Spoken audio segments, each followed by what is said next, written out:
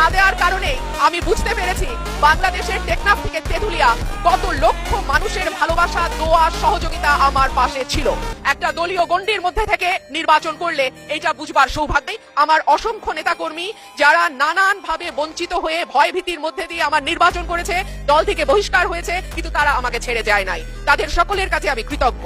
আমি গভীর শ্রদ্ধার সঙ্গে স্মরণ করি দেশনেত্রী, 3 বারের সাবেক প্রধানমন্ত্রী বেগম খালেদা জিয়াকে, যিনি আমাকে স্নেহ দিয়ে রাজনীতিতে এনেছিলেন এবং আমি বিশ্বাস করি তার অপূর্ণতা এই সংসদে কোনো দিন পূরণ হবে না। মাননীয় স্পিকার, হাজার মানুষের আত্মত্যাগ, তার ফসল হচ্ছে আজকের এই সংসদ। এই মানুষগুলো কারা যাদের আত্মত্যাগের বিনিময়ে আমরা আজকে কেউ মন্ত্রী, কেউ এমপি, কেউ সরকারি দল, কেউ বিরোধী দল হয়ে এসে সংসদে বসেছি? মাননীয় স্পিকার, তাদের স্বপ্ন কি ছিল?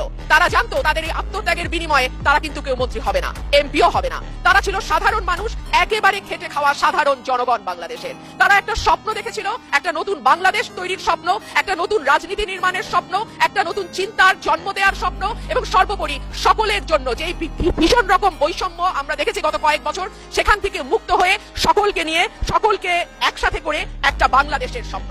সেই সকল মানুষের কাছে আমি এবং আমি বিশ্বাস করি আমার সহকর্মী এই সংসদ সদস্যরা সকলেই কৃতজ্ঞ।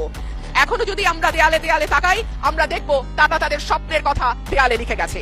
উই ওয়ান্ট জাস্টিস, কিংবা দেশটার আরো বাপের না, তুমি কে আমি কে, বিকল্প বিকল্প। আসছে ফাগুন, আমরা হব দ্বিগুণ। শোনো মহাজন, আমরা অনেকজন। Change the rules, be a voice not echo. দিনে নাটক, রাতে আটক, নাটক কম করো প্রিয়, হামাক ব্যাটাক মারলু কেন? এমন হাজার প্রশ্ন, লক্ষ্য জিজ্ঞাসা।